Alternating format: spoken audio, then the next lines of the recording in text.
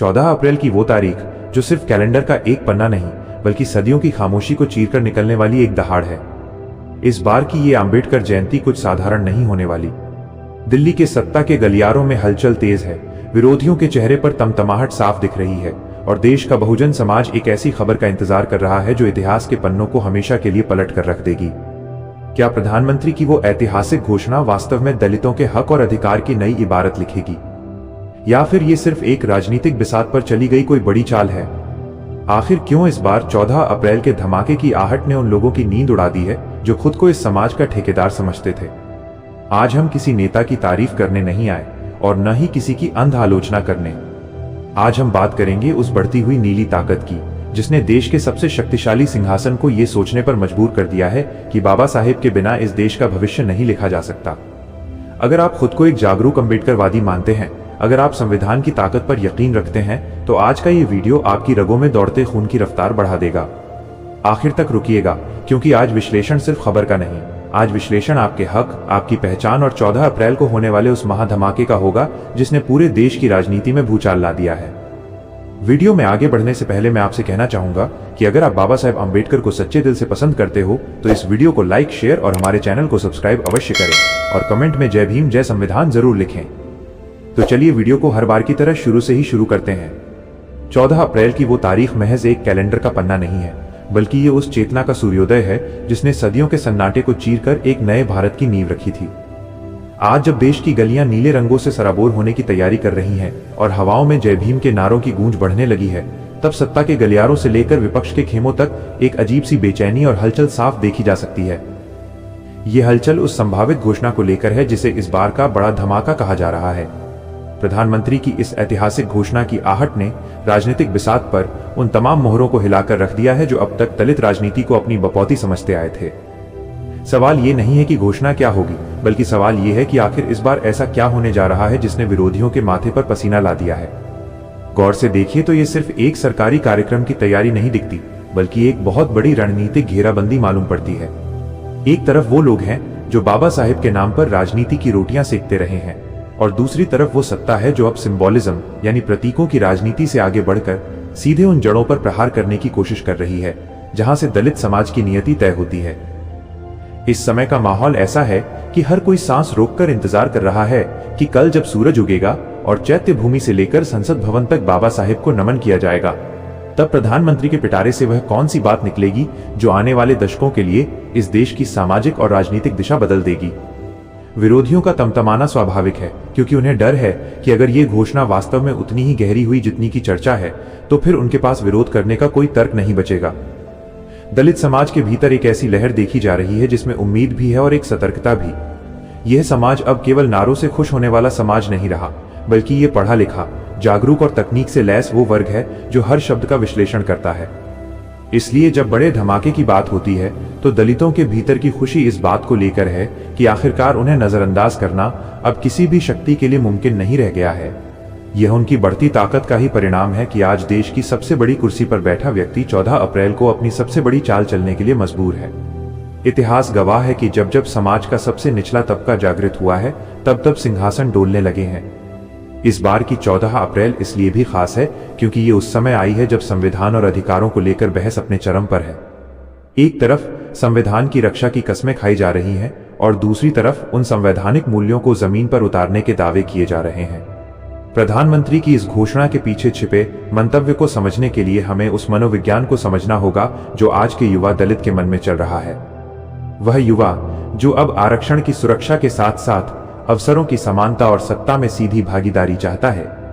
विरोधियों की बेचैनी का असली कारण यही है कि वे उस नब्ज को नहीं पकड़ पा रहे हैं जिसे पकड़ने का दावा इस बार प्रधानमंत्री की ओर से किया जा रहा है। ये कोई साधारण सरकारी योजना नहीं होने वाली, बल्कि इसे एक ऐसे विजन के रूप में पेश करने की तैयारी है जो ये संदेश दे सके कि बाबा साहेब का असली उत्तराधिकारी वही है जो उनके आर्थिक और सामाजिक विजन को लागू करेगा। जैसे जैसे 14 अप्रैल की घड़ी करीब आ रही है, सोशल मीडिया से लेकर चाय की दुकानों तक सिर्फ एक ही चर्चा है कि क्या ये घोषणा शिक्षा के क्षेत्र में कोई बड़ा बदलाव लाएगी या फिर ये दलित उद्यमिता को लेकर कोई ऐसा क्रांतिकारी कदम होगा जिसकी कल्पना अब तक नहीं की गई थी। विरोधियों का खेमा इस बात से परेशान है कि अगर वे इसका विरोध करते हैं तो वे दलित विरोधी कहलाएंगे और अगर वे इसका समर्थन करते हैं तो वे प्रधानमंत्री की बढ़ती लोकप्रियता के नीचे दब जाएंगे। ये एक ऐसा चेक और मैट यानी शह और मात का खेल है जिसमें 14 अप्रैल का दिन निर्णायक साबित होने वाला है। दलितों में छाई खुशी और उत्साह इस बात का प्रतीक है कि उन्हें लग रहा है कि उनके संघर्षों को अब एक बड़ी मान्यता मिलने वाली है। लेकिन इसके साथ ही एक गंभीर विमर्श ये भी है कि क्या ये घोषणा वास्तव में जमीन पर उन लोगों तक पहुंचेगी जो आज भी मुख्यधारा से कोसों दूर हैं। बिना किसी पक्षपात के अगर हम देखें तो राजनीति के इस विशाल मंच पर 14 अप्रैल का यह धमाका उन लोगों के लिए एक कड़ा संदेश है जो अब तक इस समाज को केवल एक वोट बैंक की मशीन समझते थे। अब ये समाज एक विचार बैंक बन चुका है। प्रधानमंत्री की रणनीति इस बार उस वैचारिक भूख को मिटाने की है जो पिछले 75 सालों में अधूरी रह गई थी। यही कारण है कि आज विरोधियों के स्वर में वो तीखापन नहीं बल्कि एक घबराहट दिखाई दे रही है। वे जानते हैं कि अगर ये तीर निशाने पर लगा तो आने वाले कई चुनावों तक इसकी गूंज सुनाई देगी। इस समय की खामोशी किसी बड़े तूफान की आहट है और वो तूफान 14 अप्रैल को एक ऐतिहासिक उद्घोष के रूप में सामने आने वाला है। हर कोई ये जानने को बेताब है कि प्रधानमंत्री के शब्दों में बाबा साहेब के सपनों को किस तरह पिरोया जाएगा और वो कौन सा रोड मैप होगा जो विरोधियों के तरकश के सारे तीर बेकार कर देगा। यह वीडियो अब उस मोड़ पर खड़ी है जहां से आगे की राह और भी दिलचस्प होने वाली है, क्योंकि 14 अप्रैल का सूरज सिर्फ रोशनी लेकर नहीं आएगा बल्कि वो अपने साथ दावों, वादों और हकीकत का एक ऐसा संगम लेकर आएगा जो इस देश की राजनीति को हमेशा के लिए बदल कर रख देगा। अभी ये केवल शुरुआत है, क्योंकि इस ऐतिहासिक दिन के गर्भ में जो छिपा है वो जब बाहर आएगा तो उसकी धमक दूर तक सुनाई देगी और उस धमक का सबसे ज्यादा असर उन लोगों पर पड़ेगा जो अब तक इस बड़े बदलाव की आहट को सुनने से इनकार कर रहे थे। विरोधियों के खेमे में छाई इस तमतमाहट और बेचैनी की परतों को अगर गहराई से कुरेद कर देखा जाए तो समझ आता है कि यह गुस्सा सिर्फ एक राजनीतिक विरोध नहीं है, बल्कि यह उस वर्चस्व के दरकने का डर है जो दशकों से एक खास किस्म की राजनीति पर टिका हुआ था। जब हम 14 अप्रैल के इर्द गिर्द बुनी जा रही इस बड़ी घोषणा और उससे पैदा हुए तनाव को देखते हैं तो ये साफ हो जाता है कि विरोधियों की घबराहट इस बात को लेकर है कि अब उनके हाथ से वो एजेंडा फिसलता जा रहा है जिसे वे अपनी सबसे सुरक्षित ढाल मानते थे। राजनीति में एक पुरानी कहावत है कि जब आप अपने प्रतिद्वंद्वी के सबसे मजबूत किले में सेंध लगा देते हैं तो वो तिलमिला उठता है। आज यही स्थिति उन दलों की है जो खुद को दलितों का एकमात्र मसीहा घोषित किए बैठे थे। प्रधानमंत्री की इस संभावित घोषणा ने उन्हें एक ऐसे चौराहे पर लाकर खड़ा कर दिया है जहां से उन्हें आगे का रास्ता धुंधला दिखाई दे रहा है। वे परेशान हैं क्योंकि उन्हें समझ नहीं आ रहा कि इस नई लकीर का मुकाबला कैसे किया जाए। यह गुस्सा उस समय और ज्यादा बढ़ जाता है जब वे देखते हैं कि दलित समाज का एक बड़ा हिस्सा अब केवल भावुक नारों पर नहीं बल्कि ठोस नीतिगत फैसलों पर नजर टिकाए बैठा है। इस तमतमाहट के पीछे का एक बड़ा कारण यह भी है कि अब तक दलित राजनीति को पहचान की राजनीति तक सीमित रखा गया था, लेकिन अब इसे शक्ति और भागीदारी की राजनीति में बदला जा रहा है। जब सत्ता के शीर्ष से ऐसी बातें निकलती हैं जो सीधे तौर पर समाज के अंतिम पायदान पर खड़े व्यक्ति के हाथ में ताकत देने की बात करती हैं, तो वे तमाम बिचौलिए और राजनीतिक ठेकेदार अप्रासंगिक होने लगते हैं जिन्होंने सालों तक इस समाज के नाम पर अपनी दुकानें चलाईं। विरोधियों को यह डर सता रहा है कि अगर प्रधानमंत्री ने बाबा साहेब के आर्थिक लोकतंत्र के विजन को अपनी घोषणा का आधार बना लिया तो फिर उनके पास जनता के बीच जाने के लिए कोई नया मुद्दा नहीं बचेगा। वे इस बात से भी हैरान हैं कि आखिर कैसे कोई सरकार उन प्रतीकों और उन तिथियों को इतनी भव्यता के साथ सेलिब्रेट कर सकती है जिन्हें पहले सिर्फ रस्म अदायगी माना जाता था। यह रस्म अदायगी से हटकर इसे एक राष्ट्रव्यापी उत्सव और एक निर्णायक नीतिगत मोड़ बना देना ही विरोधियों के गले की फांस बन गया है। अंबेडकरवादी दृष्टिकोण से अगर इसे देखें तो यहाँ एक बहुत ही बारीक खेल चल रहा है। समाज का जागरूक वर्ग इस बात को बखूबी समझता है कि राजनीति में कोई भी कदम बिना किसी ठोस कारण के नहीं उठाया जाता, लेकिन वे इस बात का लुत्फ भी ले रहे हैं कि आज हर बड़ा राजनीतिक खिलाड़ी उनके महापुरुष के चरणों में नतमस्तक होने को मजबूर है।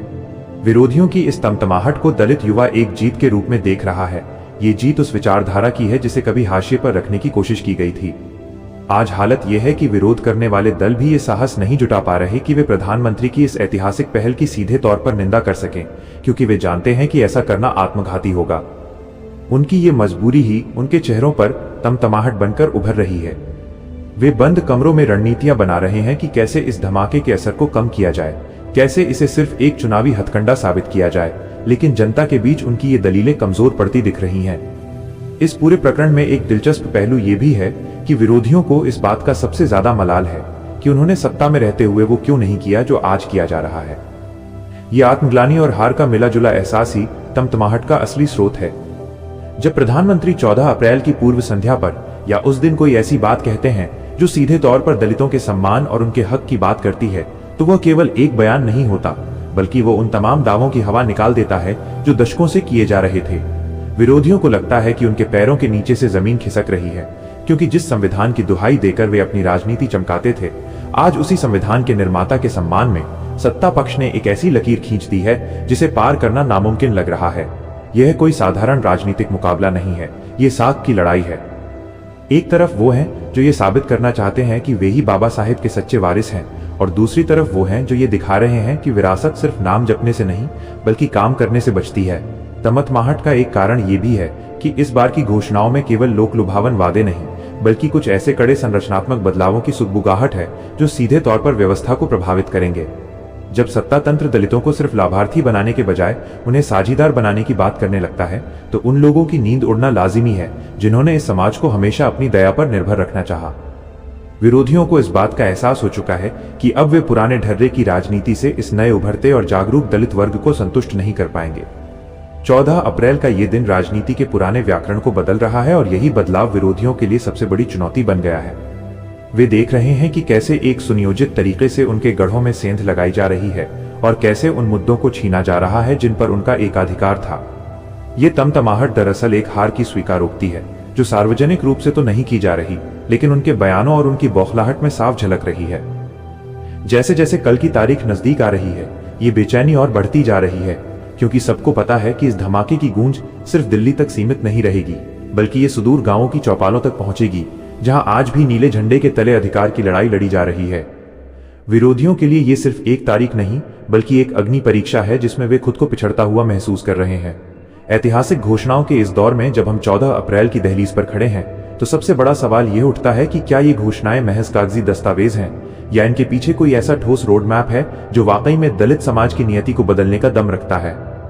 प्रधानमंत्री जिस ऐतिहासिक कदम की बात कर रहे हैं उसका सूक्ष्म विश्लेषण करना इसलिए जरूरी है क्योंकि एक जागरूक अंबेडकरवादी समाज अब केवल शब्दों के मायाजाल में नहीं उलझता, वो परिणामों की भाषा समझता है।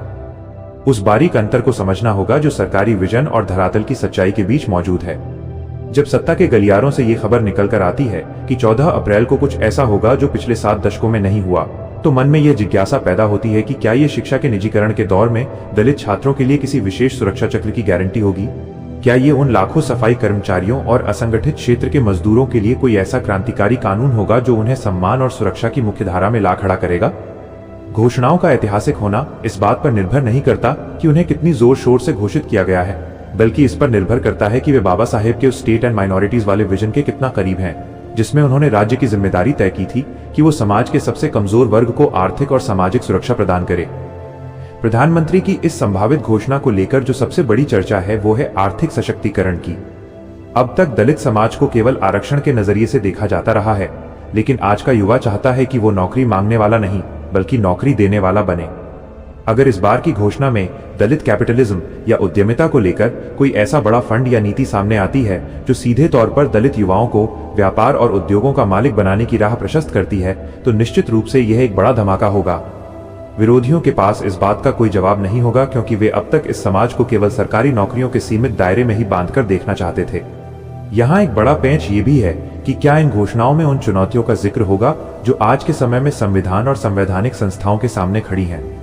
अंबेडकरवादी दर्शक बहुत ही बारीकी से इस बात पर नजर गड़ाए हुए हैं कि क्या प्रधानमंत्री अपने संबोधन में उन आशंकाओं को दूर करेंगे जो अक्सर संविधान में बदलाव या अधिकारों में कटौती को लेकर समाज के भीतर तैरती रहती हैं। एक ऐतिहासिक घोषणा वही मानी जा सकती है जो न केवल पेट की भूख मिटाए बल्कि जो आत्मसम्मान और सुरक्षा की भावना को भी पुख्ता करे। इस विश्लेषण का एक और महत्वपूर्ण पहलू ये है कि अक्सर ऐसी घोषणाएं चुनावों के मुहाने पर खड़ी दिखाई देती हैं, लेकिन अगर हम राजनीति से इतर होकर देखें तो किसी भी सरकार के लिए ये अनिवार्य हो गया है कि वो देश की उस आबादी को नजरअंदाज न करे जो आबादी का छठा हिस्सा है।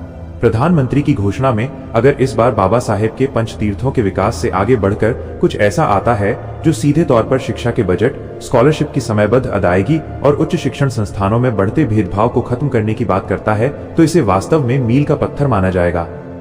दलित समाज में जो खुशी की लहर दिख रही है वो इसी उम्मीद की किरण है कि शायद अब उनके हिस्से का न्याय केवल फाइलों में नहीं रहेगा।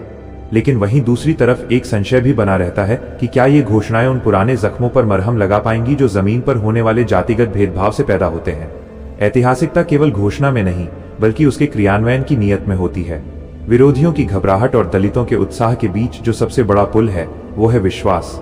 क्या प्रधानमंत्री इस 14 अप्रैल को उस विश्वास की कमी को पाट पाएंगे?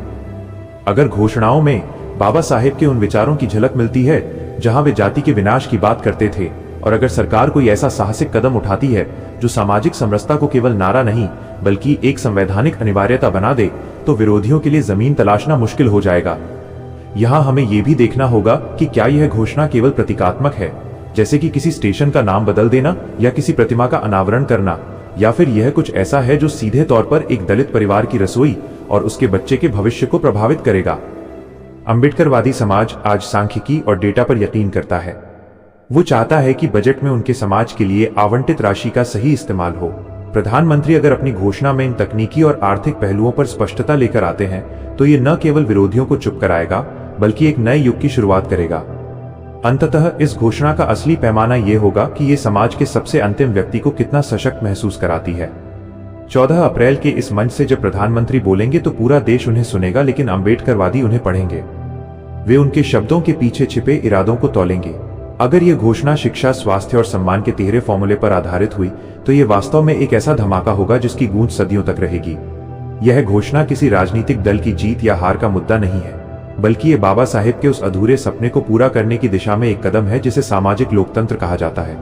विरोधियों का तमतमाना इसलिए भी जायज है क्योंकि उन्हें पता है कि अगर इस बार सरकार ने सीधे दलितों के दिल और दिमाग में अपनी नीतियों के जरिए जगह बना ली तो फिर उनके लिए भविष्य की राह बहुत कठिन होने वाली है। 14 अप्रैल का ये दिन केवल एक समारोह नहीं बल्कि एक घोषणा पत्र बनने जा रहा है उस भारत का जहां बहुजन सुखाय की कल्पना को हकीकत में बदलने की कोशिश की जा रही है। जब हम अंबेडकरवाद और आज की सत्ता के बीच के वैचारिक द्वंद्व को गहराई से देखते हैं तो एक बहुत ही जटिल तस्वीर उभरकर सामने आती है। यह महज दो राजनीतिक विचारधाराओं की टक्कर नहीं है, बल्कि ये इस देश की मूल आत्मा और उसके भविष्य के स्वरूप को तय करने वाली जंग है। 14 अप्रैल का दिन इसी वैचारिक मंथन का सबसे बड़ा गवाह बनता है। अंबेडकरवाद कोई ऐसी जड़ वस्तु नहीं है जिसे किसी संग्रहालय में सजाकर रखा जा सके, बल्कि ये एक बहती हुई विचारधारा है जो हर दौर में सत्ता से सवाल पूछना जानती है। आज जब प्रधानमंत्री एक ऐतिहासिक घोषणा की तैयारी कर रहे हैं तो अंबेडकरवादी समाज इस बात को बहुत बारीकी से देख रहा है कि क्या सत्ता बाबा साहेब के विचार को अपना रही है या सिर्फ उनके विग्रह को। सत्ता की मजबूरी ये है कि आज के दौर में कोई भी दल बाबा साहेब को दरकिनार करके राजनीति नहीं कर सकता, क्योंकि अंबेडकरवादी चेतना अब गांवों की पगडंडियों से निकलकर ग्लोबल मंचों तक पहुंच चुकी है। आज जब दुनिया के प्रतिष्ठित विश्वविद्यालयों में बाबा साहेब की मूर्तियां लगती हैं और उनके दर्शन पर शोध होता है तो भारत की सत्ता को भी यह एहसास होता है कि उन्हें केवल एक दलित नेता के रूप में पेश करना उनकी विरासत को छोटा करना होगा। इसीलिए आज की सत्ता अंबेडकरवाद को राष्ट्र निर्माण के एक व्यापक ढांचे के रूप में पेश करने की कोशिश कर रही है। इस वैचारिक द्वंद्व में सबसे महत्वपूर्ण बिंदु है प्रतिनिधित्व बनाम सहभागिता। अंबेडकरवाद हमेशा से संसाधनों के न्यायपूर्ण बंटवारे और सत्ता के हर स्तर पर आनुपातिक प्रतिनिधित्व की वकालत करता रहा है। वहीं आज की सत्ता जिस मॉडल को पेश कर रही है वो कल्याणकारी राज्य और लाभार्थी संस्कृति पर ज्यादा केंद्रित है। यहां एक वैचारिक संघर्ष पैदा होता है, जहां एक तरफ सरकार अपनी योजनाओं के जरिए दलितों के जीवन स्तर को सुधारने का दावा करती है, वहीं दूसरी तरफ अंबेडकरवादी बुद्धिजीवी ये सवाल उठाते हैं कि क्या यह सुधार उन्हें आत्मनिर्भर बना रहा है या फिर उन्हें केवल सरकारी इमदाद पर निर्भर रहने वाला एक समूह। इस बार की 14 अप्रैल इसलिए भी महत्वपूर्ण है क्योंकि ये इन सवालों का जवाब देने का एक मंच बन सकती है। सत्ता को यह साबित करना होगा कि उनका अंबेडकरवाद के प्रति प्रेम केवल चुनावी गणित नहीं है, बल्कि यह उस एनिहिलेशन ऑफ कास्ट यानी जाति के विनाश के लक्ष्य की ओर बढ़ने वाला एक ईमानदार कदम है जिसका सपना डॉक्टर अंबेडकर ने देखा था।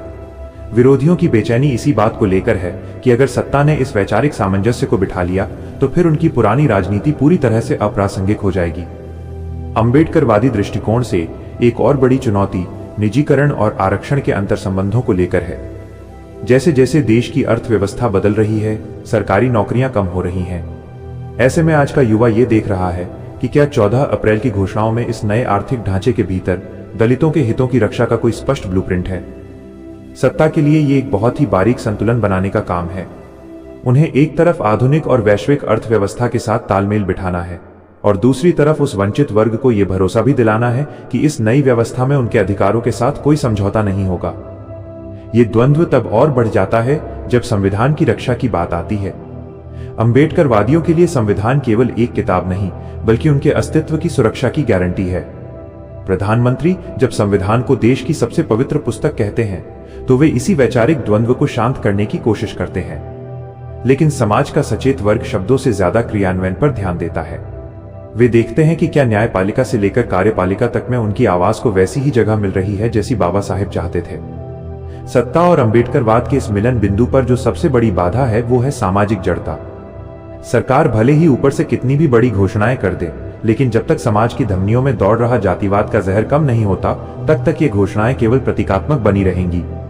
अंबेडकरवादी समाज आज प्रधानमंत्री से यह उम्मीद करता है कि वे अपनी घोषणाओं में केवल विकास की बात न करें, बल्कि उस सामाजिक सुधार के आंदोलन का नेतृत्व भी करें जिसका आह्वान बाबा साहेब ने किया था।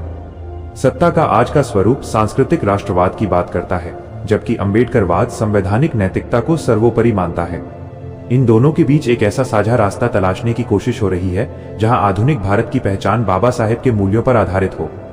विरोधियों को इसी साझा रास्ते से डर लगता है, क्योंकि वे अब तक इन दोनों विचारधाराओं को एक दूसरे का दुश्मन बताकर अपनी राजनीतिक जमीन बचाए हुए थे। 14 अप्रैल को होने वाला धमाका इसी वैचारिक खाई को पाटने का एक बड़ा प्रयास हो सकता है। अंत में ये वैचारिक द्वंद्व इस बात पर आकर टिकता है कि आजादी का मतलब दलित समाज के लिए क्या है। क्या ये केवल वोट देने की आजादी है, या ये गरिमा के साथ जीने और हर फैसले में बराबर का साझीदार होने की आजादी है। सत्ता इस समय जिस नैरेटिव को गढ़ रही है उसमें दलितों को विकास का सारथी बताया जा रहा है। यह शब्दावली आकर्षक तो है, लेकिन इसकी सार्थकता तभी सिद्ध होगी जब यह समाज के सबसे पिछले व्यक्ति को यह महसूस कराए कि यह देश और यह व्यवस्था उसकी उतनी ही है जितनी किसी और की। 14 अप्रैल का दिन इसी एहसास को पुख्ता करने का एक अवसर है। अंबेडकरवादी समाज आज हारने या डरने वाला समाज नहीं है, वो आंखें मिलाकर सवाल पूछने वाला समाज है। सत्ता को यह पता है कि इस समाज को केवल भावनाओं से नहीं, बल्कि ठोस वैचारिक प्रतिबद्धता से ही जीता जा सकता है। इसलिए इस बार की घोषणाएं केवल आंकड़ों का खेल नहीं होंगी, बल्कि उनमें एक गहरा वैचारिक संदेश भी छिपा होगा जो आने वाले समय में भारत की सामाजिक संरचना को नई परिभाषा देगा। यह द्वंद्व ही लोकतंत्र की खूबसूरती है, जहां एक महान विचारक के सिद्धांतों की कसौटी पर देश की सबसे शक्तिशाली सत्ता को खुद को तौलना पड़ रहा है। 14 अप्रैल की सुबह जब सूरज अपनी पहली किरण बिखेरेगा, तो वो केवल एक कैलेंडर की तारीख नहीं बदलेगा, बल्कि वो उस नए भारत के संकल्प का गवाह बनेगा जिसे बाबा साहेब डॉक्टर भीमराव अंबेडकर ने अपनी आंखों में संजोया था। इस पूरे विमर्श के अंतिम पड़ाव पर पहुंचते हुए हमें यह समझना होगा कि प्रधानमंत्री की जिस ऐतिहासिक घोषणा और विरोधियों की जिस तमतमाहट की चर्चा आज हर तरफ हो रही है, उसका असली प्रभाव आने वाले समय के सामाजिक ताने बाने पर क्या पड़ेगा। यह बड़ा धमाका केवल राजनीतिक गलियारों की गूंज तक सीमित नहीं रहने वाला, बल्कि इसकी लहरें देश के उन हिस्सों तक पहुंचेंगी जहां आज भी एक युवा अपनी पहचान और अपने अधिकारों के बीच सामंजस्य बिठाने की कोशिश कर रहा है। 14 अप्रैल का ये दिन एक ऐसा आईना है जिसमें भारत की वर्तमान सत्ता और भविष्य की आकांक्षाएं एक साथ दिखाई दे रही हैं। दलित समाज में जो खुशी का माहौल है वो केवल इस बात पर नहीं है कि उन्हें कुछ मिलने वाला है, बल्कि वो इस गौरव की अनुभूति है कि आज उनके वैचारिक नायक की विरासत को कोई भी नजरअंदाज करने की हिम्मत नहीं कर पा रहा है। ये उस संघर्ष की जीत है जो दशकों से सड़क से लेकर संसद तक लड़ा जा रहा था। निष्कर्ष की इस घड़ी में हमें यह स्पष्ट रूप से देखना होगा कि घोषणाएं तो आती जाती रहेंगी, बजट बनते बिगड़ते रहेंगे और सरकारें भी बदलती रहेंगी, लेकिन 14 अप्रैल के इस पड़ाव ने एक बात पत्थर की लकीर की तरह साफ कर दी है कि अब दलित समाज की मर्जी के बिना इस देश का भविष्य नहीं लिखा जा सकता। प्रधानमंत्री ने जिस रणनीतिक कौशल से इस ऐतिहासिक दिन को अपनी नीतियों का केंद्र बनाया है, वह निश्चित रूप से विरोधियों के लिए एक बड़ी चुनौती है, लेकिन अंबेडकरवादी समाज के लिए यह अपनी ताकत को और ज्यादा संगठित करने का समय है। इस मोड़ पर खड़े होकर यह सवाल पूछना लाजमी है कि 14 अप्रैल के बाद का भारत कैसा होगा। क्या वो भारत वास्तव में वैसा होगा जहां जाति की दीवारें ढह जाएंगी, या फिर यह केवल एक भव्य आयोजन की याद बनकर रह जाएगा। असली धमाका उस दिन होगा जब देश के हर जिले, हर गांव और हर दफ्तर में बाबा साहेब के समानता के सिद्धांत को केवल तस्वीरों में नहीं बल्कि व्यवहार में लागू किया जाएगा। विरोधियों का गुस्सा और तमतमाहट तब तक कम नहीं होगी जब तक वे अपनी पुरानी और घिसी पिटी राजनीति को त्याग कर इस नई हकीकत को स्वीकार नहीं कर लेते कि दलित समाज अब किसी का पिछलग्गू नहीं बल्कि नेतृत्व करने वाला वर्ग बन चुका है। इस पूरे घटनाक्रम का सबसे सकारात्मक पहलू यह है कि आज देश की मुख्यधारा की राजनीति अंबेडकर के एजेंडे पर चलने को विवश है। प्रधानमंत्री की घोषणा अगर शिक्षा के लोकतंत्रीकरण और आर्थिक भागीदारी पर केंद्रित होती है तो ये उस नींव को और मजबूत करेगी जिस पर बाबा साहेब ने एक सशक्त समाज की कल्पना की थी। लेकिन इसके साथ ही ये समाज के प्रत्येक जागरूक व्यक्ति की जिम्मेदारी है कि वो इन घोषणाओं के क्रियान्वयन पर अपनी पैनी नजर रखे। खुशियों का ये माहौल तब और सार्थक होगा जब सरकारी योजनाओं का लाभ अंतिम पंक्ति में खड़े उस व्यक्ति तक पहुंचेगा जिसने अभी तक विकास की रोशनी नहीं देखी है। 14 अप्रैल का ये दिन हमें याद दिलाता है कि सत्ताएं और राजनेता केवल माध्यम हैं। असली शक्ति उस संविधान में निहित है जिसे हमें हर हाल में बचाकर रखना है।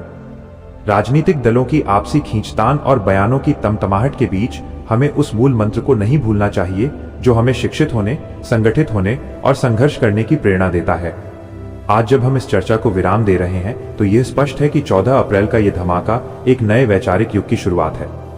यह उस आत्मविश्वास का प्रतीक है जो आज के दलित युवाओं के चेहरे पर चमक रहा है। प्रधानमंत्री की घोषणाओं का ऐतिहासिक होना इस बात से तय होगा कि वे आने वाली पीढ़ियों को कितना सुरक्षित और स्वाभिमानी भविष्य दे पाती हैं। विरोधियों की आलोचना और सत्ता पक्ष की प्रशंसा के शोर से दूर ये समाज अब अपने हितों को पहचानना सीख गया है। यह वो भारत है जो बाबा साहेब के सपनों को हकीकत में बदलने की ओर बढ़ रहा है, जहां न्याय केवल एक शब्द नहीं बल्कि एक अनुभव होगा। 14 अप्रैल की ये तारीख हमें संकल्प लेने के लिए प्रेरित करती है कि हम केवल घोषणाओं के भरोसे न रहें, बल्कि स्वयं उस बदलाव का हिस्सा बने जिसे हम समाज में देखना चाहते हैं। इस दिन का असली महत्व तभी है जब हर नागरिक के मन में ये विश्वास पैदा हो कि उसका देश उसके साथ खड़ा है। जैसे ही 14 अप्रैल की घड़ी टिक टिक करेगी, पूरा देश एक ऐतिहासिक पल का साक्षी बनेगा। वो पल जो राजनीति को समाजनीति में बदलने का दावा करेगा, वो पल जो विरोधियों की शंकाओं और समर्थकों की उम्मीदों के बीच एक नया रास्ता निकालना चाहेगा। इस पूरे सफर में हमने देखा कि कैसे एक विचारधारा ने सत्ता के शीर्ष को सोचने पर मजबूर कर दिया है। यही अम्बेडकरवाद की असली जीत है। ये जीत किसी को हराने के लिए नहीं, बल्कि सबको साथ लेकर चलने और सबको बराबरी का हक दिलाने के लिए है। 14 अप्रैल का ये सूरज जब अस्त होगा, तब तक देश की राजनीति के मायने बदल चुके होंगे और एक नई इबारत लिखी जा चुकी होगी जिसमें सम्मान, सुरक्षा और समृद्धि के नए द्वार खुलेंगे। यह केवल एक दिन की बात नहीं है, यह उस निरंतर चलने वाले आंदोलन की एक बड़ी उपलब्धि है जो सदियों से न्याय की तलाश में है। अब समय है कि हम इस ऐतिहासिक दिन की गूंज को अपने कार्यों और अपनी प्रगति में बदलें, ताकि आने वाला कल उस प्रबुद्ध भारत का गवाह बन सके जिसकी नींव बाबा साहेब ने बड़ी शिद्दत से रखी थी। दोस्तों, आपको हमारी ये वीडियो कैसी लगी हमें कमेंट करके जरूर बताएं। हमें आपके विचारों का इंतजार रहेगा। वीडियो पसंद आई हो तो वीडियो को लाइक, शेयर और हमारे चैनल को सब्सक्राइब कर सकते हैं। वीडियो को यहां तक देखने के लिए आपका बहुत बहुत आभार।